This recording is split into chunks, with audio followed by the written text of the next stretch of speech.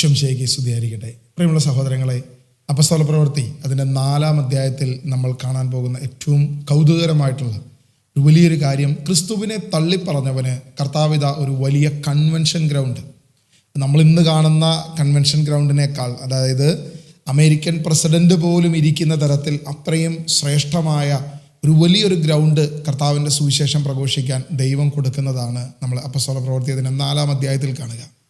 ഞാനിത് വായിക്കുമ്പോഴും ഇത് മനസ്സിലാക്കുമ്പോഴൊക്കെ എൻ്റെ ഉള്ളിലുള്ളൊരു ചിന്തയുണ്ട്. കർത്താവ് എന്നെ ഇവിടെ ഇന്ന് ഇരുത്തിയിട്ടുണ്ടെങ്കിൽ, ദൈവം ഒരു വചനം പറയാൻ എന്നെ എന്തെങ്കിലും ഒരു യോഗ്യത നൽകി നിർത്തിയിട്ടുണ്ടെങ്കിൽ അത് ദൈവത്തിൻ്റെ വലിയ കരുണയാണ്. കാരണം ഒരു കാലത്ത് കർത്താവിനെ തള്ളിപ്പറഞ്ഞ, ദൈവത്തിനെതിരെ പ്രവർത്തിച്ചു കൊണ്ടിരുന്ന ഒരു വ്യക്തിയെ ദൈവം ഏറ്റെടുക്കുമ്പം, ദൈവം ഉപയോഗിക്കുമ്പം, ദൈവത്തിന് വേണ്ടി അനേക വ്യക്തികളെ എൻ്റെ അതരത്തിൽ നിന്നും എന്തെങ്കിലും ക്രിസ്തുവിനെക്കുറിച്ച്, ദൈവമഹത്വത്തെക്കുറിച്ച് പറയുമ്പോൾ അത് കേൾക്കാൻ ഒരാളെങ്കിലും ഉണ്ടെങ്കിൽ അത് എത്രയോ വലിയ സന്തോഷമാണ്, അത് എത്രയോ വലിയ അനുഗ്രഹമാണ് എന്നാണ് ഞാൻ ചിന്തിക്കുക.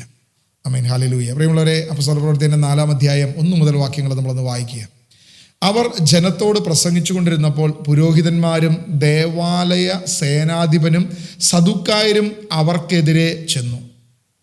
അവർ ജനത്തെ പ്രബോധിപ്പിക്കുകയും മരിച്ചവരുടെ ഉദ്ധാനത്തെക്കുറിച്ച് യേശുവിനെ ആധാരമാക്കി പ്രഘോഷിക്കുകയും ചെയ്തിരുന്നതിനാൽ ഇക്കൂട്ടർ വളരെ അസ്വസ്ഥരായിരുന്നു. ഇവിടെ വചനത്തിൽ ഓരോ വാക്കുകളും നമ്മൾ പരിശോധിക്കുമ്പം ആത്മാവ് എഴുതിയിരിക്കുന്നൊരു കാര്യം വളരെ കൃത്യതയോടുകൂടി തന്നെ എഴുതിയിരിക്കുന്നത്, യേശുവിനെ ആധാരമാക്കി ആരെങ്കിലും പ്രസംഗിച്ചു തുടങ്ങിയാൽ അവർക്കെതിരെ വരുന്നത് ആരായിരിക്കുമെന്ന് ദൈവവചനം മുൻകൂട്ടി പ്രവചിച്ചു വച്ചിരിക്കുക. 2000 വർഷം മുൻപ് അപ്പസ്തോലന്മാർക്ക് എന്ത് സംഭവിച്ചോ അത് തന്നെയായിരിക്കും യേശു ക്രിസ്തുവിനെ ആധാരമാക്കി, ക്രിസ്റ്റോസെൻട്രിക്കായി, ക്രിസ്തുവിനെ കേന്ദ്രമാക്കി ഒരുവൻ പ്രഘോഷണം തുടങ്ങിക്കഴിഞ്ഞാൽ അവന് സംഭവിക്കാൻ പോകുന്നത് അത് തന്നെയാണ്. ഇന്ന് ക്രിസ്തുവിനെ പ്രഘോഷിക്കാൻ ഒരുവൻ ഇറങ്ങിക്കഴിഞ്ഞാൽ അവൻ്റെ ജീവിതത്തിൽ പ്രതിസന്ധി ഉണ്ടാകും, പ്രശ്നങ്ങളുണ്ടാകും, ചുറ്റുപാടുകളും അവനെ എതിർക്കാൻ തുടങ്ങും. അന്ന് വരെ ശ്രേഷ്ഠനെന്നും വളരെ നല്ലവനെന്നും പറഞ്ഞിരുന്നവർ നമ്മെ ശപിക്കാൻ തുടങ്ങും, ഒരുപക്ഷെ നമുക്കെതിരായി തുടങ്ങും.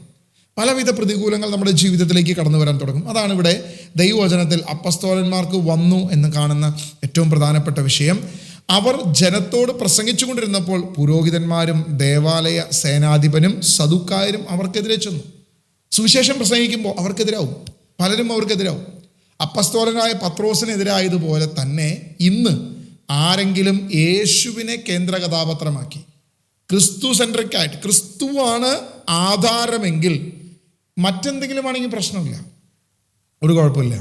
ഇപ്പം ഏതെങ്കിലും ഒരു വ്യക്തി മാതാവിനെ കുറിച്ചോ വിശുദ്ധരെ കുറിച്ചോ, ഇപ്പം എനിക്കറിയാം, ഞാനെപ്പോഴും പറയുന്നൊരു കാര്യമാണ്, ഇപ്പം നമ്മളൊരു യൂട്യൂബ് ചാനൽ തുടങ്ങി. ഈ യൂട്യൂബ് ചാനൽ ഏറ്റവും കൂടുതൽ ആളുകളിലേക്ക് എത്താൻ നമ്മളിപ്പം ഒരു കുറുക്കു വഴിയാണ് തേടുന്നതെങ്കിൽ, ഇന്ന് കേരളത്തിലെ ഏറ്റവും കൂടുതൽ മലയാളികളായി, ക്രൈസ്തവ പക്ഷത്ത് നിൽക്കുന്ന മലയാളികളായി ഏറ്റവും കൂടുതലുള്ളത് നമുക്കറിയാം. ഏറ്റവും കൂടുതൽ ക്രിസ്ത്യാനികൾ, കത്തോലിക്കർ തന്നെയാണ്. ഏകദേശം 35 ലക്ഷം ആളുകളാണ് ഇന്ന് കത്തോലിക്കരായിട്ടുള്ളത്.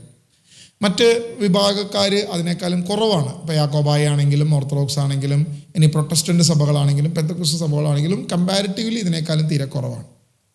എന്നെ സംബന്ധിച്ചിപ്പം 365 ദിവസം ഒരു വർഷത്തിലുണ്ട്. എല്ലാ ദിവസവും നമ്മളൊരു വീഡിയോ ഇടണമെന്ന് വെച്ച് കഴിഞ്ഞാൽ ഏറ്റവും ഈസി ആയിട്ട് അനുദിന വിശുദ്ധർ 365 ദിവസം മിനിമം 2 വിശുദ്ധരെ കുറിച്ച് പറയാം. കാരണം സഭയ്ക്ക് അനുദിന വിശുദ്ധർ എന്ന് പറഞ്ഞ ഒരു സെഗ്മെൻ്റ് ഉണ്ട്. ഇതിനെക്കുറിച്ച് നമ്മൾ ആ വിശുദ്ധൻ്റെ അനുഗ്രഹം, അവസാനം ആ വിശുദ്ധനോടുള്ളൊരു പ്രാർത്ഥന, ആ വിശുദ്ധൻ്റെ പ്രാർത്ഥിച്ചപ്പോൾ ഉണ്ടായ എന്തെങ്കിലും ഒരു അത്ഭുതം മാത്രം പറഞ്ഞു കഴിഞ്ഞാൽ ആരും നമുക്ക് എതിരാകില്ല, എല്ലാവരും നമുക്ക് അനുകൂലമായിരിക്കും. മിനിമം ഏറ്റവും കുറഞ്ഞത്, അതായത് അത്യാവശ്യം നല്ല രീതിയിൽ അങ്ങനെ ഒരു വീഡിയോ ചരിത്രപരമായി ഒന്ന് പരിശോധിച്ച്, ഇന്നിപ്പോൾ നമുക്കറിയാമല്ലോ, നമ്മൾ ഗൂഗിളൊക്കെ ചെക്ക് ചെയ്യാൻ ഈസിയാണ്. നെറ്റിൽ നമുക്ക് ആ വിശുദ്ധനെക്കുറിച്ചൊന്ന് ചെക്ക് ചെയ്ത് അദ്ദേഹത്തിൻ്റെ ചരിത്രം, ആ പശ്ചാത്തലം മാത്രം കാര്യങ്ങളൊന്ന് ഇതുപോലെ ഒരു മൈക്കിൻ്റെ കീഴിലിരുന്ന് പറഞ്ഞു കഴിഞ്ഞാൽ അത് ഒരു പക്ഷേ 1000-ഓ 10,000-ഓ ആളുകളുടെ അടുത്തോട്ടെത്തും, അതിലേറെ. അതിൻ്റെ കൂടെ എന്തെങ്കിലും ചെറിയ അനുഭവങ്ങളും കാര്യങ്ങളൊക്കെ പറയാൻ ഇത്തിരി കഴിവുകൾ ഉപയോഗിച്ച് കഴിഞ്ഞാൽ നമുക്ക് ഉറപ്പാണ് 35 ലക്ഷം പേര് കണ്ടില്ലെങ്കിലും ഏറ്റവും കുറഞ്ഞത് 1 ലക്ഷം പേരെങ്കിലും കാണും. കാരണം അനുദിന വിശുദ്ധർ അത്രയധികമാണ് നമുക്ക് ഈ സഭയ്ക്കുള്ളത്. അപ്പോൾ പണം ഉണ്ടാക്കുകയാണ്, അല്ലെങ്കിൽ എല്ലാവരുടെയും അംഗീകാരം പിടിച്ചു പറ്റുകയാണ്, മറ്റുള്ളവരുടെ മുൻപിൽ ശ്രദ്ധ ആകർഷിക്കുകയാണ് ലക്ഷ്യമെങ്കിൽ ഏറ്റവും നല്ല കാര്യം ഇത് തന്നെയാണ്. ഇതിൻ്റെ അപ്പുറത്തോട്ട് വേറൊന്നിനും പോകണ്ട. അനങ്ങാതെ, മറ്റൊരു സംഭവം പറയാതെ, അനുകൂലമായി എല്ലാവർക്കും തൃപ്തികരമായ രീതിയിൽ അവരവർക്ക് നമ്മുടെ നേതാക്കന്മാരെ സൂചിപ്പിച്ച് സന്തോഷിപ്പിച്ച് മുന്നോട്ട് പോകുന്നത് ഏറ്റവും നല്ലതാണ്. എന്നാൽ ക്രിസ്തുവിനെ കേന്ദ്രമാക്കി ഒരുവൻ, ക്രിസ്തുവിനെ ആധാരമാക്കി ദൈവവചനം പ്രഘോഷിക്കാൽ അവൻ്റെ ചുറ്റുപാടുകൾ, അവന് വേണ്ടപ്പെട്ടവരൊക്കെ എതിരായി മാറും. എല്ലാ രീതിയിലും നമുക്ക് പ്രശ്നങ്ങളുണ്ടാകും, പ്രതിസന്ധികളുണ്ടാകും. അനുകൂലമായ കാര്യങ്ങളായിരിക്കില്ല വരാൻ പോകുന്നത്. കാരണം യേശുവിൻ്റെ സുവിശേഷം, സത്യസുവിശേഷം, വചനം വ്യക്തമായിട്ട് പറയുന്നു, എന്നോട്, അതായത് പച്ചമരത്തോട് ഇതാണ് ചെയ്തെങ്കിൽ നിങ്ങളോട് ഇതിലേറെ ചെയ്യുമെന്ന കർത്താവ് മുന്നറിയിപ്പ് അപ്പസ്തോലന്മാർ കൊടുത്തേ. ഇത് അപ്പസ്തോലനായ പത്രോസ് തൻ്റെ ആദ്യത്തെ പ്രസംഗം, ആദ്യത്തെ അത്ഭുത പ്രവൃത്തി, ദൈവത്തിൻ്റെ വൻ പ്രവൃത്തി നടന്നതിൻ്റെ ശേഷം ഇതാ സംഭവിക്കുന്ന കാര്യം തികച്ചും വ്യത്യസ്തമല്ല. അവിടെ സദുക്കായരെതിരായി മാറുന്നു, പുരോഹിതരെതിരായി മാറുന്നു, സേനാധിപന്മാരും എതിരായി മാറുന്നു എന്നുള്ളതാണ് അവിടെ കാണുന്നത്. കാരണം എന്താ? പത്രോസ് യേശുവിനെ മുന്നേ നിർത്തി, യേശുവിനെ കുറിച്ച് പ്രഘോഷിച്ചു. ക്രിസ്തുവിൻ്റെ സുവിശേഷമാണ് പത്രോസ് പ്രഘോഷിക്കാൻ ആഗ്രഹിച്ചതും സംസാരിച്ചതും. അവിടെയാണ് എതിർപ്പുകൾ ഉണ്ടാകുക. എന്താണോ ദൈവസഭയ്ക്കുണ്ടായത്, എന്താണോ ക്രിസ്തുവിനുണ്ടായത്, അത് തന്നെയാണ് ഒരു സത്യസുവിശേഷകന് ഇന്നും ലഭിക്കുക. ഇന്നും വരുന്ന പ്രതികരണം അതായിരിക്കും. അല്ല, ഒരുവൻ സുവിശേഷം പ്രസംഗിക്കുകയും എല്ലാവരും അനുകൂലമായ നിലപാടാണ് അവനോട് പറയുന്നതെങ്കിൽ അവൻ എവിടെയൊക്കെയോ അഡ്ജസ്റ്റ്മെന്റ് സുവിശേഷമാണ് പറയുന്നത്.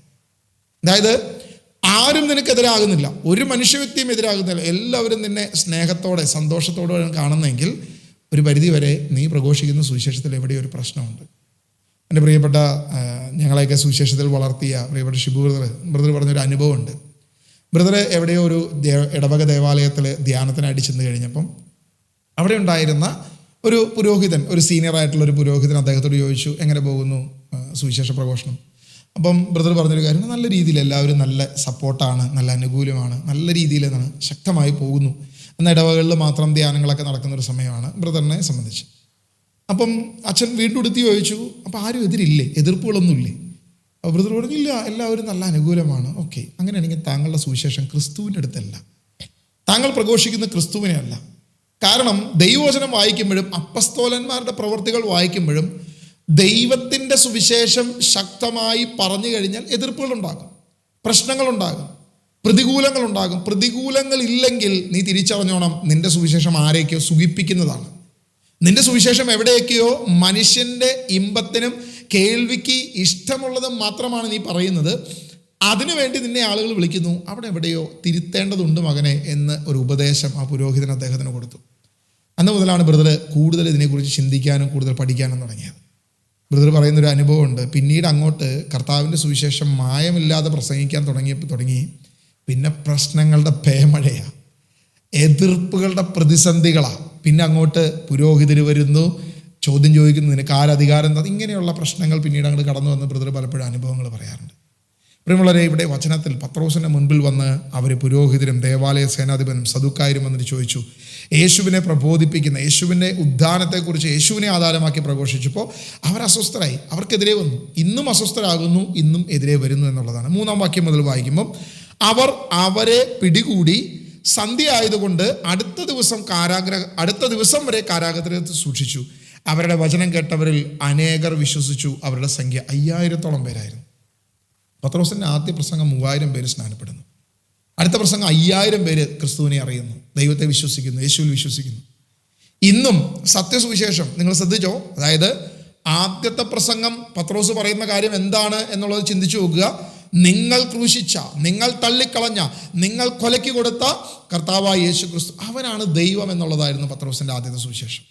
രണ്ടാമത്തേതും ഇതിന് സമാനം തന്നെ, യാതൊരുവിധ വ്യത്യാസവുമില്ല. അവരുടെ കുറ്റങ്ങളെ ചൂണ്ടിക്കാണിച്ചുകൊണ്ട്, അവരുടെ തെറ്റിനെ ചൂണ്ടിക്കാണിച്ചുകൊണ്ട്, നിങ്ങൾ ക്രിസ്തുവിനെ തള്ളിക്കളഞ്ഞു, ജീവന്റെ നാഥനെ, ജീവന്റെ ഉറവിടത്തെ, നീതിമാനായവനെ, പരിശുദ്ധനായവനെ നിങ്ങൾ തള്ളിക്കളഞ്ഞ് മറ്റു പലരെയും പരിശുദ്ധരാക്കി, മറ്റു പലരെയും നീതിമാന്മാരാക്കി, മറ്റു പലതിൻ്റെയും പിന്നാലെ നിങ്ങൾ പോയി എന്ന പത്രോസിൻ്റെ ആ പ്രസംഗത്തിനാണ് 5000 പേര് പോലും വിശ്വാസത്തിലേക്ക് കടന്നു വന്നത്. ഇന്നും അത് ഏറെ അകലെയല്ല എന്ന് ഞാൻ വിശ്വസിക്കുകയാണ്. അടുത്ത വചനം വായിക്കുമ്പം, അവരുടെ വചനം കേട്ടവരിൽ പിറ്റേ ദിവസം 5-ാം വാക്യം, പിറ്റേ ദിവസം അധികാരികളും ജനപ്രമാണികളും നിയമജ്ഞരും ജെറുസലേമിൽ സമ്മേളിച്ചു. പ്രധാന പുരോഹിതൻ അന്നാസും കയ്യഫാസും യോഹന്നാൻ അലക്സാണ്ടറും പ്രധാന പുരോഹിത കുലത്തിൽപ്പെട്ട എല്ലാവരും അവിടെ ഉണ്ടായിരുന്നു. ഇവിടെ കർത്താവായ യേശു അപ്പസ്തോലന് കൊടുത്ത ഒരു വലിയ സൗഭാഗ്യം, വലിയ അനുഗ്രഹമാണ് ഞാനിവിടെ കാണുന്നത്. എന്നെ സംബന്ധിച്ച് ഞാൻ പലപ്പോഴും ചിന്തിക്കുന്നൊരു വിഷയമുണ്ട്. ദേവാലയത്തിൽ ആദ്യമായിട്ട് അൾത്താർ ശുശ്രൂഷയായിട്ട് കയറുമ്പം വായിക്കുന്നതിൽ സ്ഫുടതയില്ല, സംസാരത്തിൽ സ്ഫുടതയില്ല എന്ന് പറഞ്ഞിട്ടാണ് എന്നെ അൾത്താർ ശുശ്രൂഷയിൽ നിന്ന് എന്നെ പിടിച്ച് പുറത്താക്കിയത്. അന്ന് അൾത്താര ശുശ്രൂഷയിൽ നിന്നും എന്നെ മാറ്റി നിർത്തിയെങ്കിലും പിന്നീട് അൾത്താരയിൽ കയറാൻ ദൈവം പലപ്പോഴായിട്ട് അനുവദിച്ചു. അല്ലെങ്കിൽ എൻ്റെ മകൻ പോലും അവൻ്റെ ഏറ്റവും ചെറിയ പ്രായത്തിൽ, ഏറ്റവും കുറഞ്ഞ പ്രായത്തിൽ അവൻ ബൈബിൾ വായിക്കാൻ ആദ്യമായിട്ട് ദേവാലയത്തിൽ കയറുമ്പോൾ എൻ്റെ ഹൃദയത്തിൽ വലിയ സന്തോഷമുണ്ടായി. കാരണം അത് എല്ലാവരും നിൽക്കുമ്പം, അവിടെ ഞാൻ പള്ളിയിൽ നിൽക്കുമ്പോൾ, ദേവാലയത്തിൽ നിൽക്കുമ്പം ഒരു സൈഡിലാണ് ഞാൻ നിൽക്കുന്നത്. അപ്പോൾ ഈ എൻ്റെ മകൻ വളരെ ചെറുപ്പമാണ്. അപ്പോൾ ചെറുപ്പത്തിൽ തന്നെ അവൻ കാറ്റീസം ക്ലാസ്സിൽ ബൈബിൾ വായിക്കാനായിട്ട് ഇങ്ങനെ ദേവാലയത്തിൽ കുർബാനയുടെ ഇടയിൽ കയറി വായിച്ചുകൊണ്ടിരിക്കുമ്പം എൻ്റെ ഫ്രണ്ട്സും മറ്റു കാര്യങ്ങളൊക്കെ അവിടെ ഇരിക്കുന്നുണ്ട്, അപ്പച്ചന്മാരിരിക്കുന്നുണ്ട്, വളരെ പ്രായമായ ചേട്ടൻ, ഇവരൊക്കെ അവിടെ ഉണ്ട്. അപ്പോൾ അവരിങ്ങനെ ഇത് ആരുടെ മകനാ എന്ന് ചോദിക്കുമ്പം കൂടെ അടുത്ത് ഇരുന്ന ഒരാൾ പറഞ്ഞു എൻ്റെ മകനാണ് എന്ന് ചൂണ്ടിക്കാണിക്കുമ്പം എനിക്കുണ്ടായൊരു സന്തോഷമുണ്ട്. കാരണം ദൈവം എന്നെ മാറ്റി നിർത്തിയെടുത്ത് ദൈവം അവനെ ഉയർത്തുന്നത് അല്ലെങ്കിൽ അവനെ ഉപയോഗിക്കുന്നത് കാണുമ്പോൾ വലിയൊരു സന്തോഷം. പ്രിയമുള്ളവരിവിടെ അപ്പസ്തോലന് കൊടുത്ത ഏറ്റവും വലിയൊരു അനുഗ്രഹം, ഒരു ദിവസം ഈ പറയുന്ന പ്രധാന പുരോഹിതൻ്റെ അവരുടെ സ്ഥലത്ത് വെച്ച് ഒരു അബദ്ധം പത്രോസിന് പറ്റി. അതിനെ തിരുത്താനിതാ പത്രോസിന് ഒരു അവസരം കൊടുക്കുക ദൈവം. മത്തായി സുവിശേഷം അതിൻ്റെ 26-ാം അധ്യായം അതിൻ്റെ 57-ാം വാക്യം മുതൽ നമ്മൾ വായിച്ചാൽ, യേശുവിനെ പിടിച്ചു ബന്ധിച്ചവർ പ്രധാന പുരോഹിതനായ കയ്യഫാസിൻ്റെ അടുത്തേക്ക് അവനെ കൊണ്ടുപോയി. അവിടെ നിയമജ്ഞരും ശ്രേഷ്ഠന്മാരും സമ്മേളിച്ചിരുന്നു. ഇവരെല്ലാവരും അവിടെ ഉണ്ടായിരുന്നു. ഈ പറഞ്ഞ നിയമജ്ഞന്മാരും ശ്രേഷ്ഠന്മാരും എല്ലാവരും അവിടെ ഉണ്ടായിരുന്നു. അവരുടെ മുൻപിലേക്കാണ് ആദ്യമായിട്ട് യേശുവിനെ കൊണ്ടുപോകുന്നത്. പ്രധാന പുരോഹിതന്റെ അകത്തളം വരെ പത്രോസ് അവനെ അല്പം ദൂരെയായി അനുഗമിച്ചു. അനന്തരം അവൻ അകത്ത് കിടന്ന് അവസാനം എന്തെന്ന് കാണാൻ പരിചാരകന്മാരുടെ കൂടെ ഇരുന്നു. അപ്പോൾ പത്രോസിന് സംഭവിച്ചൊരു കാര്യം, അതായത് പത്രോസിന് നേരിട്ട് അതിൻ്റെ അകത്ത് പ്രവേശിക്കാൻ പറ്റുന്നില്ല. യോഹന്നാൻ പറഞ്ഞ് അതിൻ്റെ അകത്ത് പ്രവേശിപ്പിച്ച് കഴിയുമ്പം അവിടെ യേശുവിൻ്റെ പിന്നാലെ നിൽക്കുക, യേശുവിൻ്റെ കൂടെ നിൽക്കുക, കുറച്ചകലെ യേശുവിനോട് കൂടെ നിൽക്കുക. അവിടെ ഈ പറയുന്ന ശ്രേഷ്ഠന്മാരെല്ലാവരും ഉണ്ട്. പുറത്ത് തീ കാഞ്ഞുകൊണ്ടിരിക്കുമ്പം പത്രോസിനോട് ചോദിക്കുന്നൊരു ചോദ്യമുണ്ട്, നീയും അവൻ്റെ കൂടെ ഉള്ളവനല്ലേ? അത് നമ്മൾ 69 മുതൽ വാക്യങ്ങൾ വായിക്കുമ്പം പത്രോസ് പുറത്ത് തളത്തിലിരിക്കുകയായിരുന്നു. ഒരു പരിചാരിക അവനെ സമീപിച്ച്, നീയും ആ ഗലീലിക്കാരനല്ലേ, യേശുവിനോട് കൂടെ ഉണ്ടായിരുന്നവനാണല്ലോ എന്ന് പറഞ്ഞു. എന്നാൽ നീ പറയുന്നത് എന്തെന്ന് ഞാൻ അറിയുന്നില്ല എന്ന് അവരുടെ എല്ലാം മുൻപാകെ യേശു നിഷേധിച്ചു. യേശു ക്രിസ്തുവിനെ തള്ളി പറഞ്ഞു. പത്രോസ് ക്രിസ്തുവിനെ തള്ളി, ഒരു സുവിശേഷത്തിൽ നമ്മൾ കാണുന്നത് അവനെ പ്രാകാനും ശപിക്കാനും തുടങ്ങിയെന്ന് പറയുന്നത്. കർത്താവിനെ തള്ളി പറഞ്ഞ പത്രോസ് ഒത്തിരി വേദനയോടെ പുറത്തുപോയി കരഞ്ഞു. കർത്താവിൻ്റെ നോട്ടം കണ്ടിട്ട് മൂന്നാമത്തെ പ്രാവശ്യം കോഴി കൂവുന്നതിന് മുൻപ് പത്രോസിനെ യേശു നോക്കുകയും ആ നോട്ടം അവൻ്റെ ഹൃദയം അലിയിപ്പിക്കുകയും ദൈവത്തിൻ്റെ ആ വലിയ സ്നേഹത്തെ അനുഭവിക്കുകയും അറിയുകയും ചെയ്തുകൊണ്ട് അന്നു മുതൽ പത്രോസിന് ഹൃദയത്തിലൊരു ഭാരം കിടക്കുക. എന്നാൽ യേശു ഉയർത്തെഴുന്നേറ്റു. അവൻ 40 ദിവസം അവരുടെ കൂടെ ഉണ്ടായി. പെന്തക്കോസ്ത് നാളിൽ പരിശുദ്ധാത്മാവ്. ഇങ്ങനെയൊക്കെ നിൽക്കുമ്പോഴും പത്രോസിന് ആ സങ്കടം അങ്ങോട്ട് തീർന്നിട്ടില്ല. കാരണം ഒരിക്കൽ തള്ളിപ്പറഞ്ഞ മറ്റുള്ളവരുടെ മുൻപിൽ തള്ളിപ്പറഞ്ഞ പത്രോസിൻ്റെ വേദനയും ദുഃഖവും തീർന്നിട്ടില്ല. അവിടെയാണ് അപ്പസ്തോല പ്രവൃത്തിയിൽ എനിക്ക് ഈ വാക്യം, 7-ാമത്തെ വാക്യം, അപ്പസ്തോലന്മാരെ അവർ തങ്ങളുടെ മധ്യത്തിൽ നിർത്തി. ആരുടെയൊക്കെ? കയ്യഫാസ് ഉണ്ട്, അന്നാസ് ഉണ്ട്, യോഹന്നാൻ ഉണ്ട്, അലക്സാണ്ടർ, പ്രധാന പുരോഹിത കുലത്തിൽപ്പെട്ട സകലരും, അതായത് സന്നദ്രിംഗ് സംഘം ഒരുമിച്ച് കൂടി. എല്ലാവരും അവിടെ ഉണ്ടായിരുന്നു. ജനപ്രമാണികൾ അവിടെ ഉണ്ടായിരുന്നു, നിയമജ്ഞരുണ്ടായിരുന്നു. അന്നത്തെ 4 പ്രധാന പുരോഹിതർ. യേശുവിൻ്റെ കാലത്ത് വരുമ്പം പ്രധാന പുരോഹിത പട്ടത്തുമായിരുന്നിരിക്കുന്ന 4 പേരെ കാണാൻ പറ്റും. അന്നാസും കയ്യഫാസും അലക്സാണ്ടറും അങ്ങനെ യോഹന്നാനും ഒക്കെ ആയിട്ട് 4 പേര്. അവരും ഈ കുലത്തിൽപ്പെട്ട സകലെണ്ണവും എല്ലാവരും അവിടെ നിൽക്കുക. അവരുടെ നടുവിൽ അപ്പസ്തോലന്മാരെ നിർത്തി ചോദ്യം ചെയ്യാൻ തുടങ്ങി. എന്തധികാരത്തിലാണ്, അഥവാ ആരുടെ നാമത്തിലാണ് നിങ്ങളിത് പ്രവർത്തിച്ചത്? അപ്പസ്തോലൻ ആരുടെ നാമത്തിലാണ് ഈ അത്ഭുതം ചെയ്തതെന്ന്, അല്ലെങ്കിൽ ഏത് നാമത്തിലാണ് പ്രസംഗിക്കുന്നത്, ഏത് അധികാരത്തിലാണ് ഇവർ ഇത് ചെയ്യുന്നത് എന്ന് ഈ പറയുന്ന നിയമജ്ഞർക്കോ ഫരിസേയർക്കോ ഇവിടെ ഉണ്ടായിരുന്ന സന്നദ്രിംഗ് സംഘത്തിനോ പ്രധാന പുരോഹിതന്മാർക്കോ അറിയാത്തതല്ല. കാരണം കഴിഞ്ഞ 3.5 വർഷക്കാലം പരസ്യ ജീവിതകാലത്തിൽ അവനോട് കൂടെ ഉണ്ടായിരുന്നവനാണ് ഇവർ എന്ന് എല്ലാവർക്കും അറിയാം. 1. 2, ദേവാലയങ്ങളിലാണ് യേശു പഠിപ്പിച്ചുകൊണ്ടിരുന്നത്. അവിടെയെല്ലാം ഇവർ പല പ്രാവശ്യം, ഈ സദൂക്കായരും ഈ പറയുന്ന സന്നദ്രിംഗ് സംഘത്തിലെ പല ആളുകളും യേശുവിൻ്റെ മുൻപിൽ വന്ന് വാക്കുമുട്ടിക്ക് തിരിച്ചു പോയിട്ടുള്ള അവസ്ഥകളും ഉണ്ട്. അപ്പോഴും അവർക്കും അറിയാം. 3, യേശു ക്രിസ്തുവിൻ്റെ നാമത്തിൽ എഴുന്നേറ്റ് നടക്കുക എന്ന് പറഞ്ഞത് സുന്ദര കവാടം എന്ന് വിളിക്കുന്ന ഈ ജെറുസലേം കവാടത്തിൽ വെച്ചിട്ട് തന്നെയാണ്. അത് മുഴുവൻ നാട്ടിൽ പാട്ടാവുകയും ചെയ്തു. അവിടെ നിന്നാണ് ആരെ പിടിച്ചു കൊണ്ടുപോയത്? ഈ പറയുന്ന പത്രോസിനെ യോഹന്നാനെ പിടിച്ചു കൊണ്ടുപോയത്. അപ്പോൾ ഇവർക്ക് കൃത്യമായിട്ട് അറിയാം ഇവരുടെ കുറ്റം എന്താണ്, ആരുടെ നാമത്തിലാണ് ഇവർ ചെയ്യുന്നത്, ഏത് പ്രവൃത്തിയാണ് ഇവർ ചെയ്യുന്നത് എന്ന് കൃത്യമായിട്ട് അറിയാം. പക്ഷേ ഇത് പത്രോസിനും യോഹന്നാനും ഇവിടെ പത്രോസിനൊരു അവസരം കൊടുക്കുക ദൈവം. അവരിലൂടെ ദൈവം പ്രവർത്തിക്കുക. പത്രോസെ, നീ പറ, ആരുടെ നാമത്തിലാണ്? നീ തള്ളിപ്പറഞ്ഞ നാമം, ഒരിക്കൽ നീ വേണ്ടെന്ന് പറഞ്ഞ നാമം, ഞാൻ അവനെ അറിയില്ലെന്ന് പറഞ്ഞത്, ഞാൻ അവനെ ശപിക്കാനും പ്രാകാനും തുടങ്ങിയെന്ന് വചനത്തിൽ എഴുതിയിരിക്കുന്ന പത്രോസ് ചെയ്ത പ്രവൃത്തിയെ, ആ ഗലീലിക്കാരനെ ഞാൻ അറിയത്തുപോലുമില്ല എന്ന് ആ അവിടെ ഉണ്ടായിരുന്ന ശുശ്രൂഷകരുടെ അടുത്ത്, വേലക്കാരിയുടെ അടുത്ത് തള്ളിപ്പറഞ്ഞ അതേ പത്രോസിന് ഇതാ ഒരു അവസരം കൊടുക്കുക.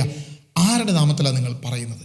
ആരുടെ നാമത്തിലാണ് നിങ്ങൾ പ്രവർത്തിക്കുന്നത്? ആരുടെ നാമത്തിലാണ് നിങ്ങൾ പഠിപ്പിക്കുന്നത് എന്നൊരു ചോദ്യം ഇതാ പത്രോസിന് മുമ്പിലേക്ക് വരികയാണ്.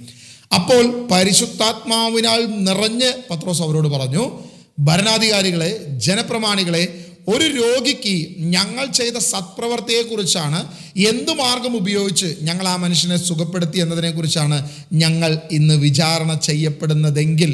ഒരു ചോദ്യമാണ്. ഞങ്ങൾ ഇന്ന് വിചാരണ ചെയ്യപ്പെടുന്നത് ഒരുവൻ സൗഖ്യപ്പെട്ട് ഇവിടെ നിൽക്കുന്നത്, ഈ വ്യക്തി സൗഖ്യപ്പെട്ട് നിൽക്കുന്നത് ആരുടെ നാമത്തിലാണ് എന്ന് ആണ് നിങ്ങളുടെ ചോദ്യമെങ്കിൽ, നിങ്ങളും ഇസ്രായേൽ ജനവും, അല്ലയോ 4 പ്രധാന പുരോഹിതരെ, അല്ലയോ പ്രമാണികളെ, സന്നദ്ധിംഗ് സംഘമേ, എല്ലാ സദൂക്കായരെ, നിങ്ങളിത് അറിഞ്ഞുകൊള്ളുവിൻ. നിങ്ങൾ മാത്രമല്ല, സകല ഇസ്രായേൽ ജനം മുഴുവനും ഇതറിഞ്ഞുകൊള്ളട്ടെ. നിങ്ങൾ ക്രൂശിൽ തറച്ച് കൊല്ലുകയും മരിച്ചവരിൽ നിന്നും ദൈവം ഉയർപ്പിക്കുകയും ചെയ്ത നസ്രായനായ യേശു ക്രിസ്തുവിൻ്റെ നാമത്തിലാണ് ഈ മനുഷ്യൻ സുഖം പ്രാപിച്ച് നിങ്ങളുടെ മുൻപിൽ നിൽക്കുന്നത്. ഇവിടെ വ്യക്തതയോടെ പത്രോസ് ഉപയോഗിക്കുന്ന വാക്കുകൾ വളരെ വളരെ പവർഫുള്ളായിട്ടുള്ള വാക്കുകൾ, വളരെ സന്തോഷം, വളരെ ഇഷ്ടം തോന്നുന്ന വാക്കുകൾ. അതായത് സുവിശേഷ പ്രഘോഷണത്തിൽ എനിക്ക് തോന്നുന്നു പൗലോസ് അഗാധ്യമായ പാണ്ഡിത്യത്തിൽ അനേക കാര്യങ്ങൾ എഴുതിയിട്ടുണ്ടെങ്കിലും പത്രോസ് തൻ്റെ ശക്തമായ വാക്കുകളിൽ പറഞ്ഞിരിക്കുന്ന ചില വാക്കുകൾ, ചില പദപ്രയോഗങ്ങൾ, അത് വളരെ വളരെ പവർഫുള്ളാണ്. കാരണം അത് പരിശുദ്ധാത്മാവിൽ നിറഞ്ഞാണ് പത്രോസ് അത് പറഞ്ഞത്. ഭരണാധികാരികളെ, ജനപ്രമാണികളെ, ഒരു രോഗിക്ക് ഞങ്ങൾ ചെയ്ത സത്പ്രവൃത്തി, ഒരു അനുഗ്രഹത്തിൻ്റെ ഒരു നല്ല പ്രവൃത്തിയാണ് ഞങ്ങളെ ചോദ്യം ചെയ്യുന്നതെങ്കിൽ നിങ്ങളെല്ലാം ഇത് അറിയണം. അവിടെ പത്രോസ് ചൂണ്ടിക്കാണിക്കുന്ന ഒരു കാര്യമുണ്ട്.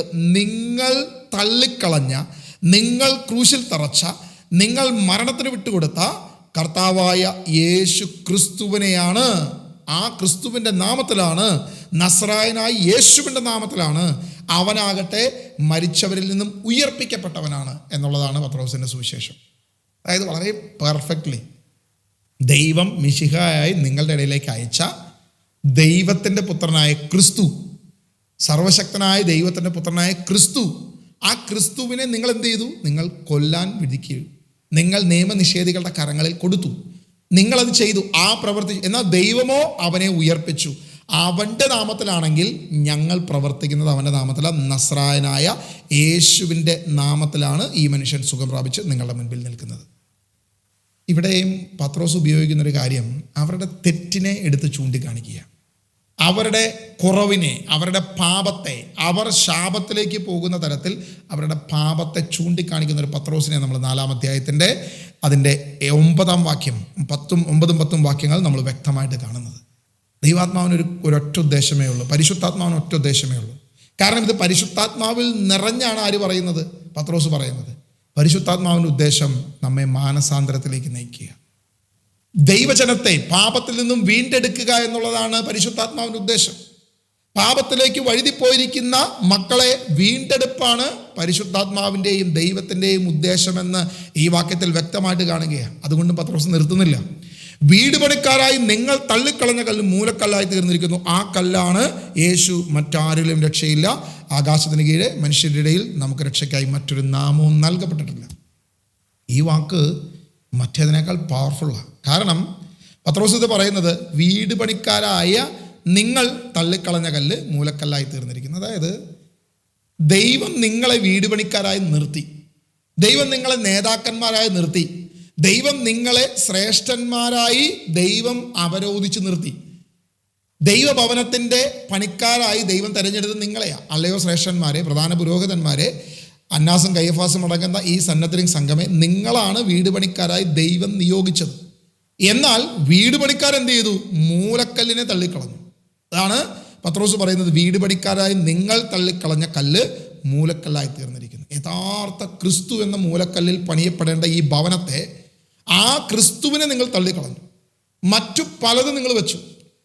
ബലികൾ നിങ്ങൾ വെച്ചു, ആചാരങ്ങൾ വെച്ചു, അനുഷ്ഠാനങ്ങൾ വെച്ചു, നേർച്ച കാഴ്ചകൾ വെച്ചു. ഇങ്ങനെ പെരുന്നാളുകളും നേർച്ച കാഴ്ചകളും ഇങ്ങനെ എല്ലാ അനുഷ്ഠാനങ്ങളും നിങ്ങൾ ചെയ്തു.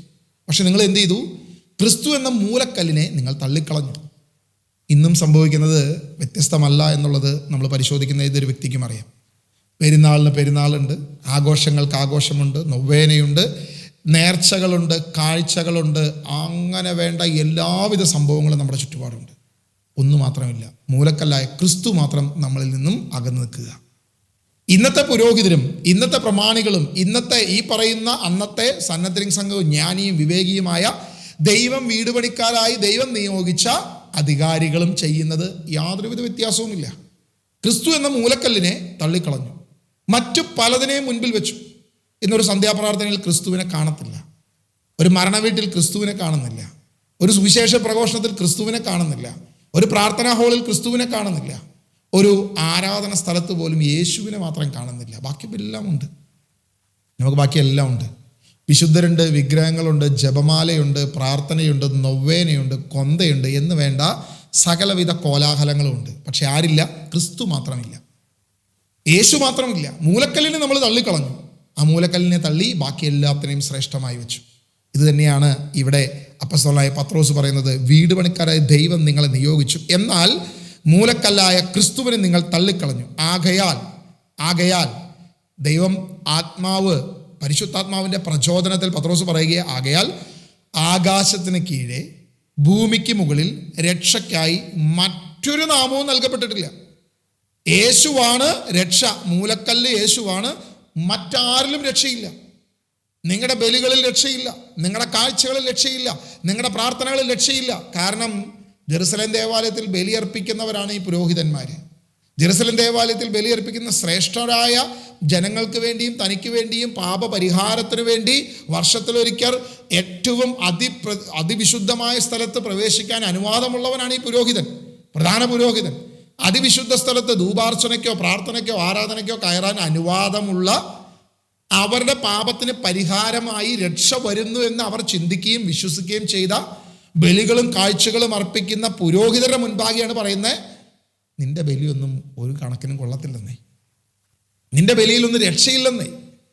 അല്ലയോ കയ്യഫാസേ, അന്നാസേ, യോഹന്നാൻ, അലക്സാണ്ടർ, നിങ്ങളുടെ ബലികൾ വെറുതെയാ, നിങ്ങൾ ബലിയർപ്പിച്ചത് കൊണ്ട് ഉപകാരമില്ലെന്ന്. നിങ്ങളുടെ ഏത് ബലിയും അത് ശ്രേഷ്ഠമല്ല, അത് ഉപയോഗശൂന്യമാണ്. ദൈവത്തിൻ്റെ ബലി, ദൈവത്തിൻ്റെ രക്ഷ, ഏകരക്ഷ യേശുവിൽ മാത്രമാണ്, മറ്റാരിലും രക്ഷയില്ല. ആകാശത്തിന് കീഴെ ഭൂമിക്ക് മുകളിൽ രക്ഷയ്ക്കായി മറ്റൊരു നാമവുമില്ല. നിങ്ങൾ ഏതൊക്കെ നാമത്തിൽ വിളിച്ചാലും, എന്തൊക്കെ വിളിച്ച് പ്രാർത്ഥിച്ചാലും, എന്തൊക്കെ ആരാധന നടത്തിയാലും, എത്രയൊക്കെ ബലികളും പെരുന്നാളുകളും കാഴ്ചകളും നടത്തിയാലും ഇതിലൊന്നും ദൈവം പ്രസാദിക്കുന്നില്ലെന്ന്. ആകാശത്തിന് കീഴെ പ്രസാദിക്കുന്ന ദൈവം രക്ഷ നൽകുന്ന ഒറ്റ നാമമേ ഉള്ളൂ, യേശു എന്ന നാമം. ആ നാമത്തെ നിങ്ങൾ എന്ത് ചെയ്തു? ആ നാമത്തെ തള്ളി. നിങ്ങൾ ഇനി എന്ത് ചെയ്തിട്ടും എത്ര നൊവേന അർപ്പിച്ചിട്ട് കാര്യമില്ല. എത്ര കുർബാന മരിച്ചവർക്ക് വേണ്ടിയിട്ട് 1000 കുർബാന അർപ്പിച്ചാലും മരിച്ചവനൊന്നും സംഭവിക്കാൻ പോകുന്നില്ല. കാരണം ക്രൂശിൽ ക്രിസ്തു ചെയ്തതാണ് ഏറ്റവും ശ്രേഷ്ഠമായ ബലി എന്ന തിരിച്ചറിവില്ലായ്മയാണ് മരിച്ചവർക്ക് വേണ്ടിയിട്ടുള്ള കുർബാന എന്നുള്ളത് നമ്മൾ തിരിച്ചറിയണം. മനുഷ്യൻ്റെ ബലിയല്ല ദൈവം സ്വീകരിക്കുന്നത്, മനുഷ്യൻ്റെ പ്രവൃത്തികളല്ല ദൈവം സ്വീകരിക്കുന്നത്. ഈ മനുഷ്യൻ്റെ യാതൊരു പ്രവൃത്തിക്കും ഒരു ഫലവുമില്ല. കാരണം അതല്ല രക്ഷ നൽകുന്നത്. രക്ഷ നൽകുന്നത് കാൽവരിയിലെ ക്രൂശിലെ ബലിയാണ്. ആ രക്ഷ നമ്മിലേക്ക് ഒഴുകാൻ വേണ്ടിയിട്ടാണ് യേശു ഈ 2000 വർഷം കഴിഞ്ഞിട്ടും ഇന്നും വിശുദ്ധ കുർബാനയിലൂടെ, അന്ത്യത്താഴത്തിലൂടെ അവൻ്റെ ശരീരവും രക്തവും നമുക്ക് വേണ്ടി ഒഴുക്കുന്നത്. നമ്മുടെ യോഗ്യതയല്ല, നമ്മുടെ കഴിവിലല്ല, ഏതെങ്കിലും പുരോഹിതൻ്റെ വിശുദ്ധിയോ കഴിവോ, വിശുദ്ധി വേണം, ഇത് വേണം, പക്ഷെ അതിലല്ല ഇത് സംഭവിക്കുന്നത്. കർത്താവ് നമുക്ക് വേണ്ടി ചെയ്യുന്ന കരുണയാണെന്ന തിരിച്ചറിവ് നമുക്കില്ല. നമ്മൾ വിചാരിക്കുന്ന ഏതോ ഒരു പുരോഹിതൻ ചെയ്യുന്നൊരു ബലിയിലാണ് എൻ്റെ അപ്പാപ്പൻ സ്വർഗത്തിൽ കയറുന്നത്, അവർ ചെയ്യുന്നൊരു ഒപ്പീസ് കൊണ്ടാണ് കർത്താവിൻ്റെ അടുത്തോട്ട് ചെല്ലുന്നത്. ഇതൊക്കെയാണ് നമ്മുടെ ചിന്ത. ഒരിക്കലുമല്ല, നമുക്ക് തെറ്റിപ്പോയി. കാരണം വചനം പറയുന്നു, രക്ഷയ്ക്കായി മറ്റൊരു നാമവുമില്ല, ആകാശത്തിന് കീഴെ ഭൂമിക്ക് മുകളിൽ രക്ഷയ്ക്കായി മറ്റൊരു നാമവും നൽകപ്പെട്ടിട്ടില്ല. 13-ാം വാക്യം വായിക്കുമ്പോൾ, പത്രോസിൻ്റെയും യോഹന്നാൻ്റെയും ധൈര്യം കാണുകയും അവർ വിദ്യാഹീനരായ സാധാരണ മനുഷ്യരാണെന്ന് മനസ്സിലാക്കുകയും ചെയ്തപ്പോൾ അവർ അത്ഭുതപ്പെട്ടു. അവർ യേശുവിനോട് കൂടെ ഉണ്ടായിരുന്നവരാണെന്ന് ഗ്രഹിക്കുകയും ചെയ്തു. എന്നാൽ സുഖം പ്രാപിച്ച മനുഷ്യൻ അവരുടെ സമീപത്ത് നിൽക്കുന്നത് കണ്ടതിനാൽ എന്തെങ്കിലും എതിർത്ത് പറയാൻ അവർക്ക് കഴിഞ്ഞില്ല. അതുകൊണ്ട് സംഘത്തിൽ നിന്നും പുറത്തു പോകാൻ അവരോട് കൽപ്പിച്ചതിന് ശേഷം അവർ പരസ്പരം ആലോചിച്ചു, ഈ മനുഷ്യരോട് നാം എന്ത് ചെയ്യണക? ഇവർ വഴി ശ്രദ്ധേയമായ ഒരു അടയാളങ്ങൾ സംഭവിച്ചിരിക്കുന്നു എന്നത് ജെറുസലേം നിവാസികൾക്കെല്ലാം വ്യക്തമായി അറിയാം. അത് നിഷേധിക്കാൻ നമുക്ക് സാധ്യവുമല്ല. അവർ പത്രോസിനെയും യോഹന്നാനെയും പിടിച്ച് പുറത്താക്കി. കാരണം വേറെ വഴിയില്ല. ഇവരിലൂടെ ദൈവം വൻ പ്രവൃത്തി ചെയ്തു, വൻ അത്ഭുതം ചെയ്തു. ഇനി നിഷേധിക്കുക അത്ര ഈസി അല്ല, ഒന്നും ചെയ്യാൻ പറ്റുന്നില്ല. എങ്ങനെ ഇതിനെ തടയാൻ പറ്റും എന്നുള്ളതിനെക്കുറിച്ച് അവർ വീണ്ടും ആലോചന സംഘം കൂടി. സത്യസുവിശേഷത്തെ, ദൈവവചനത്തെ എങ്ങനെ തകർക്കാൻ പറ്റും, എങ്ങനെ ഇല്ലാതാക്കാൻ പറ്റും, എങ്ങനെ നശിപ്പിക്കാൻ പറ്റും എന്നുള്ളതിന് അവർ ആലോചന സംഘം കൂടി. കാരണം പത്രോസും യോഹന്നാനും വിദ്യാവിഹീനരാണ്, വലിയ അറിവോ വലിയ വിദ്യാഭ്യാസമോ എന്നൊരു സാധാരണ മീൻപിടുത്തക്കാരായിട്ടുള്ള മനുഷ്യരാണ്. ആ സാധാരണക്കാരിൽ നിന്റെ അതരത്തിൽ നിന്നാണ് ശക്തമായി പരിശുദ്ധാത്മാവിൻ്റെ പ്രചോദനത്താൽ ഇത്രയും വലിയ കാര്യം വന്നത്.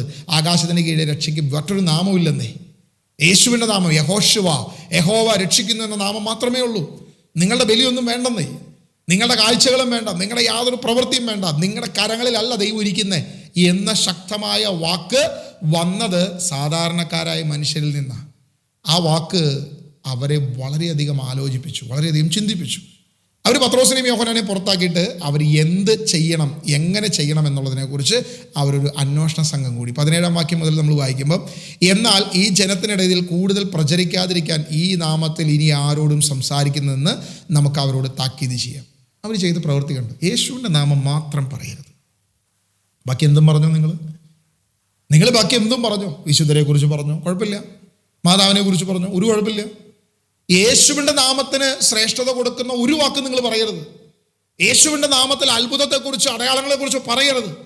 ഞാൻ എൻ്റെ എല്ലാ വീഡിയോയും അവസാനിപ്പിക്കുന്നത് എപ്പോഴും നിങ്ങൾ ശ്രദ്ധിച്ചോ, എല്ലാ വീഡിയോയിലും ഞാൻ അവസാനം പറയുന്ന ഒരു കാര്യമുണ്ട്. നമ്മളുടെ വിശ്വാസം ക്രിസ്തു കേന്ദ്രീകൃതമായിരിക്കണം, ക്രിസ്റ്റോ സെൻട്രിക്കായി മാറണം.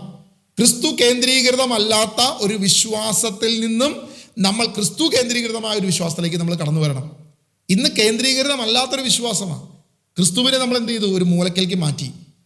പകരം സെൻട്രിൽ നമ്മൾ ആരെ വെച്ചു? മാതാവിനെ, വിശുദ്ധരെ. ഇതൊക്കെ മാതാവ് പോലും സത്യത്തിൽ ആഗ്രഹിക്കുന്നില്ല എന്നുള്ളതാണ് സത്യം. വിശുദ്ധർ പോലും സത്യത്തിൽ ആഗ്രഹിക്കുന്നില്ല. പകരം യേശുവിനെ നമ്മൾ സൈഡിലേക്ക് മാറ്റി വെച്ചു. നമ്മുടെ എല്ലാ വീഡിയോയിലും തുടർന്ന് പറയുന്ന കാര്യമാണ്, ഇതിനല്ലേ ലോകം എതിർക്കുന്നത്, ലോകാത്മാവ് എതിർക്കുന്നത്. ഇന്നും ഈ പൗരോഹിത്യത്തിലുണ്ടായിരുന്നവരുടെ അവരിൽ പ്രവർത്തിച്ച ലോകാത്മാവ് ഇന്നും നമ്മളെ എതിർത്തുകൊണ്ടിരിക്കുന്നു. ലോകത്തിൻ്റെ ആത്മാവിന് ഒരിക്കലും നമ്മളെ അംഗീകരിക്കാനോ സ്വീകരിക്കാനോ കഴിയത്തില്ല. കാരണം അത് യേശുവിനെ സ്വീകരിച്ചിട്ടില്ല, അത് അപ്പസ്തോലന്മാരെ സ്വീകരിച്ചിട്ടില്ല, സത്യസുവിശേഷം പ്രസംഗിക്കുന്ന ആദിമ സഭയുടെ സഭാപിതാക്കന്മാരെ അവർ സ്വീകരിച്ചിട്ടില്ല. ഇന്നും സത്യസുവിശേഷം പ്രസംഗിക്കുന്ന ഒരുവനെയും ഈ ലോകത്തിൻ്റെ ആത്മാവ് സ്വീകരിക്കത്തില്ല. ലോകാത്മാവ് എതിർത്തുകൊണ്ടേയിരിക്കും. അവൻ എല്ലാ രീതിയിലും നഖവും പല്ലും ഉപയോഗിച്ച് സത്യസുവിശേഷത്തെ എതിർത്തുകൊണ്ടേയിരിക്കും. അത് ഉറപ്പാണ്.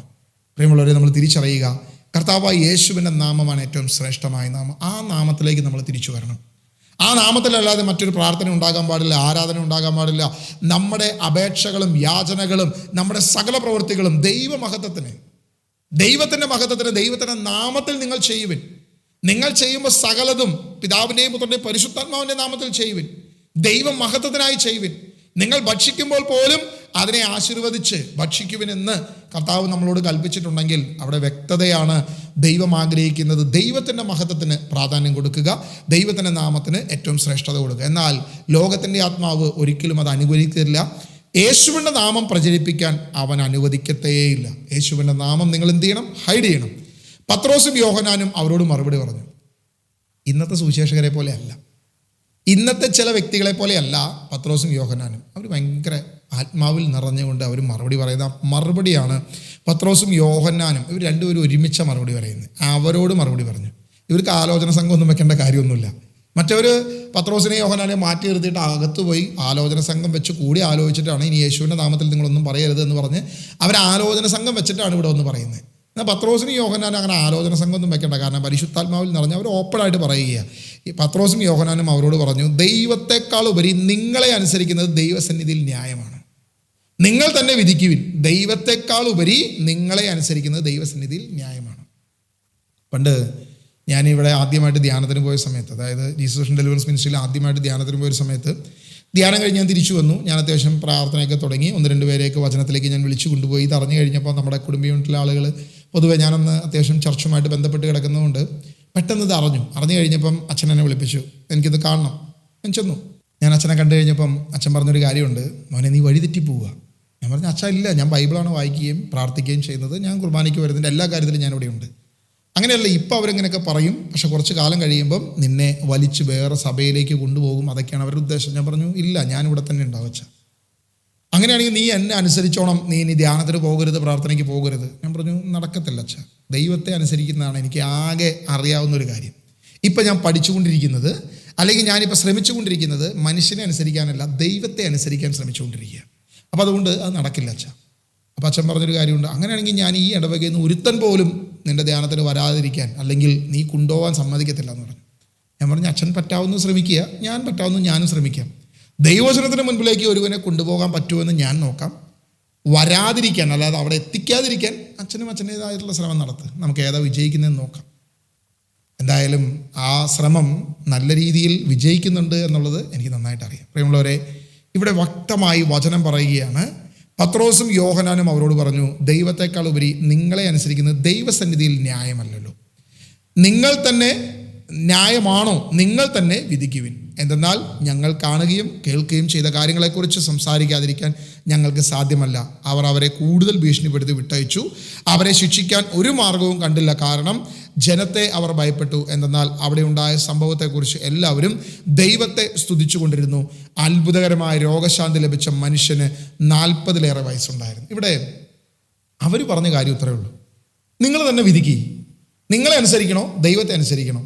ഞങ്ങൾ കാണുകയും കേൾക്കുകയും മനസ്സിലാക്കുകയും സ്വീകരിക്കുകയും ചെയ്ത കാര്യങ്ങൾ പറയാതിരിക്കാൻ ഞങ്ങൾക്ക് സാധ്യമല്ല. ഞാൻ എൻ്റെ കാര്യം ഇത് തന്നെയാണ്. ഞാൻ അനുഭവിച്ച ക്രിസ്തുവിനെ ലോകത്തോട് പറയാതിരിക്കാൻ എനിക്കും സാധ്യമല്ല. പ്രിയമുള്ള ക്രിസ്ത്യാനി, നീ ക്രിസ്തുവിനെ അനുഭവിച്ചിട്ടുണ്ടെങ്കിൽ യേശുവിനെ കുറിച്ച് നീ മറ്റുള്ളവരോട് പറയണം. ഇന്ന് ക്രിസ്ത്യാനിക്ക് യേശുവിനെ കുറിച്ച് പറയാൻ മാത്രം വാക്കുകളില്ല. മറ്റ് പലതും പറയാൻ ആയിരക്കണക്കിന് നാവാ, 10,000-കണക്കിന് നാവാ. പണ്ടൊരു ചേച്ചി എന്നോട് ആദ്യമായിട്ട് ധ്യാനത്തിന് വന്ന ചേച്ചിയാണെങ്കിൽ കൃപാസനത്തിൻ്റെ അടിമയായിരുന്നു. അപ്പോൾ ചേച്ചി എന്നോട് പറഞ്ഞൊരു കാര്യമുണ്ട്, മോനെ, ഞാൻ വിളിച്ച എൻ്റെ ഇടവകയിൽ അനേക വ്യക്തികൾ വരും. മോനറിയോ, ഞാൻ കൃപാസനത്തിലേക്ക് വണ്ടി വിളിച്ച ആളുകളെ കൊണ്ടുപോയിരുന്ന ആളാണ്. എല്ലാ ധ്യാന കേന്ദ്രത്തിലേക്ക് ഞാൻ ആളുകളെ കൊണ്ടുപോയിട്ടുണ്ട്. കൃപാസനത്തിലേക്ക് ഞാൻ വണ്ടി വിളിച്ച്, ദൂരെ നിന്ന് വണ്ടി വിളിച്ച് ഞാൻ ആളുകളെ കൊണ്ടുപോയിട്ടിരുന്നതാണ്. ഞാൻ വിളിച്ച ഒത്തിരി പേരുണ്ടാവും, അടുത്ത ധ്യാനത്തിന് കുറേ പേരുണ്ടാവും. അപ്പോൾ ഞാനിത് കുറേ കേട്ടേക്കുന്നതുകൊണ്ട് ഞാൻ തലയാട്ടി, ഓക്കെ ശരി ചേച്ചി എന്ന് പറഞ്ഞു. അടുത്ത ധ്യാനത്തിന് വന്നപ്പോൾ ചേച്ചി ഒറ്റയ്ക്ക് വരിക, ആരുമില്ല. ഞാൻ ചോദിച്ചു, ചേച്ചി വിളിച്ചിട്ട് ആരും വന്നില്ലേ എന്ന് ചോദിച്ചു. അപ്പോൾ ചേച്ചി പറഞ്ഞു, എല്ലാവരും വരാമെന്ന് ഏറ്റു, പക്ഷെ അവസാന നിമിഷമായി കഴിയപ്പോൾ എല്ലാവരും കാലി മാറി. ഞാൻ പറഞ്ഞു, ചേച്ചി സങ്കടപ്പെട്ടിട്ട് കാര്യമില്ല, കൃപാസനത്തിലേക്കാണെങ്കിൽ 1000 പേര് വരും, കുഴപ്പമില്ല, വണ്ടിയല്ല ട്രെയിൻ വിളിച്ച് വേണമെങ്കിൽ കൊണ്ടുപോകാം. കാരണം അവിടേക്ക് പോകുന്നതിന് കുഴപ്പമില്ല, അവന് മാനസാന്തരം ഉണ്ടാകത്തില്ല, പ്രത്യേകിച്ച് ഒന്നും സംഭവിക്കാൻ പോകുന്നില്ല. പക്ഷെ പരിശുദ്ധാത്മാവ് പ്രവർത്തിക്കുന്ന ഒരു സ്ഥലത്തേക്ക് ഒരു വ്യക്തി വന്നാൽ അത് സാത്താനും അവൻ്റെ കിങ്ഡത്തിനും അവൻ്റെ രാജ്യത്തിനും വലിയ ദൂഷ്യം സംഭവിക്കും. അതുകൊണ്ട് ഒരിക്കലും സാത്താൻ അനുവദിക്കത്തില്ല. അവർ വരാന്നൊക്കെ പറയും, അവസാന നിമിഷമാകുമ്പം ഭൗതികമായി എന്തെങ്കിലും തടസ്സമിട്ട് അവരെ തടയും. ഇത് പിശാചിൻ്റെ സ്ഥിരം പ്രവൃത്തിയാണ്. സാത്താൻ്റെ കിങ്ഡം തകരാതിരിക്കാൻ, അവൻ്റെ രാജ്യം തകരാതിരിക്കാൻ അവൻ എപ്പോഴും ശ്രദ്ധാലുവാണ്. അവൻ പ്രയത്നിച്ചുകൊണ്ടിരിക്കും. അവൻ്റെ പ്രയത്നമാണത് സംഭവിച്ചതിൻ്റെ കാരണമെന്ന് ഞാൻ ആ ചേച്ചിയെ പറഞ്ഞ് മനസ്സിലാക്കി. ആ ചേച്ചി പിന്നീട് പലപ്പോഴും എന്നോട് പറയും, ബ്രദറെ, ഞാൻ എല്ലായിടത്തേക്കും വിളിച്ചു കൊണ്ടുപോയി, പക്ഷെ ഇവിടേക്ക് മാത്രം വരാൻ പറ്റുന്നില്ലല്ലോ. വരുന്നുണ്ട്, 10 പേരെ വിളിച്ചാൽ ഒരാൾ 2 ആളൊക്കെയാണ് വരുന്നത്, അതിനപ്പുറത്തോട്ടും വരുന്നില്ല. അവർക്ക് വലിയ വിടുതലുണ്ടാകുന്നുണ്ട്. ഇവിടെയും സംഭവിക്കുന്നത് മറ്റൊന്നുമല്ല, ജനം ആഗ്രഹിച്ചാൽ പോലും അവരെ പിടിച്ചു കൊണ്ടുവരാൻ പറ്റില്ല. കാരണം എന്താ? സാത്താൻ അതിനെതിരെ ശക്തമായി നിൽക്കും. അതിനെതിരെ വലിയ കോട്ട അവൻ തകർപ്പായി അവൻ നിർത്തുമെന്നുള്ളത് നമ്മൾ വചനത്തിലും പലപ്പോഴും അപ്പസ്തോലന്മാരുടെ പ്രവൃത്തിയിലും നമ്മൾ കാണുന്നുണ്ട്. എന്നാൽ അപ്പസ്തോലന്മാർ അതുകൊണ്ട് നിർത്തുന്നില്ല. കാരണം അവരുടെ ഭീഷണിയെ അനുസരിക്കുന്നില്ല. അവരുടെ എല്ലാവിധ ഭീഷണികളെയും കാറ്റിൽ പറത്തിക്കൊണ്ട് അപ്പസ്തോലന്മാർ പറയും, ഞങ്ങൾ കേൾക്കുകയും അനുഭവിച്ചറിയുകയും സൂക്ഷിച്ചു വീക്ഷിക്കുകയും കൈകൊണ്ട് തൊടുകയും അനുഭവിക്കുകയും ചെയ്ത ദൈവത്തിൻ്റെ വചനത്തെ, ദൈവത്തെ തള്ളിക്കളയുക, സാക്ഷിയാകാതിരിക്കുക, പറയാതിരിക്കുക ഞങ്ങൾക്ക് അസാധ്യമാണ്. മറ്റെന്ത് നാമവും പറഞ്ഞാൽ നിങ്ങൾക്ക് കുഴപ്പമില്ല, പക്ഷെ ആ നാമം ഞങ്ങൾക്ക് വേണം. ഞങ്ങൾക്ക് ഒറ്റ നാമമേ ഉള്ളൂ, ആകാശത്തിന് കീഴെ ഭൂമിക്ക് മുകളിൽ രക്ഷയ്ക്കായി നൽകപ്പെട്ട യേശു എന്ന ഏകനാമം. ആ നാമത്തിൽ ഞങ്ങൾ ജനത്തെ പ്രചോദിപ്പിക്കും, പഠിപ്പിക്കും, പ്രബോധനങ്ങൾ നടത്തും, സുവിശേഷം പ്രസംഗിക്കും. അത് നിങ്ങളെ അനുസരിക്കുന്നതല്ല, ദൈവത്തെ അനുസരിക്കുന്നതാണ് ശ്രേഷ്ഠമെന്ന ബോധ്യം ഞങ്ങൾക്കുള്ളത് കൊണ്ടാണ് എന്ന് പറയുന്ന പത്രോസിനെയും യോഹന്നാനെയും നമ്മളവിടെ കാണുന്നത്. അവരുടെ ശുശ്രൂഷ ശക്തമായി ദൈവം മുന്നോട്ട് കൊണ്ടുപോയി എന്ന് നമ്മൾ പിന്നീട് അപ്പസ്തോല പ്രവൃത്തിയിൽ വായിക്കുന്നുണ്ട്. പ്രിയമുള്ളവരെ, ഇന്നും നമ്മുടെ ചുറ്റും ദൈവത്തിൻ്റെ നാമം പ്രഘോഷിക്കപ്പെടട്ടെ. നമ്മൾ അനുഭവിച്ച, നമ്മൾ അറിഞ്ഞ ഏകസത്യ ദൈവമായ യേശുവിൻ്റെ നാമം ലോകമെങ്ങും പ്രഘോഷിക്കപ്പെടട്ടെ, ലോകമെങ്ങും ശക്തമായി പ്രഘോഷിക്കപ്പെടട്ടെ എന്ന് നമുക്ക് പ്രാർത്ഥിക്കാം. ദൈവം അനുഗ്രഹിക്കട്ടെ. ക്രിസ്റ്റോസെൻട്രിക് ആയിട്ടുള്ള, ക്രിസ്തു കേന്ദ്രീകൃതമായ ഒരു സുവിശേഷത്തിലേക്ക്, ഒരു ദൈവശക്തിയിലേക്ക് ദൈവം നമ്മെ കൊണ്ടുപോകട്ടെ. ദൈവം നമ്മെ ബലപ്പെടുത്തട്ടെ എന്ന് പ്രാർത്ഥിക്കുന്നു. നമ്മുടെ ആരാധനകൾ, പ്രാർത്ഥനകൾ, സുവിശേഷ പ്രഘോഷണങ്ങൾ എല്ലാം ക്രിസ്റ്റോസെൻട്രിക്കായി മാറുവാൻ, ക്രിസ്തു കേന്ദ്രീകൃതമാകുവാൻ, ക്രിസ്തുവിനെ ആധാരമാക്കിയുള്ളത് മാത്രമാകുവാൻ തക്കവണ്ണം ദൈവം നമ്മെ ശക്തിപ്പെടുത്തട്ടെ, ബലപ്പെടുത്തട്ടെ.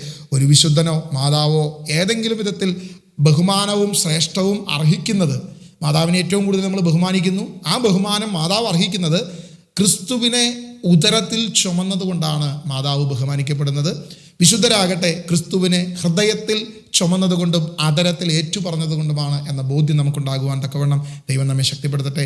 ആ നാമം നമ്മുടെ അതരവും ശക്തമായി ഏറ്റെടുക്കട്ടെ എന്ന് പ്രാർത്ഥിക്കുന്നു. God bless you.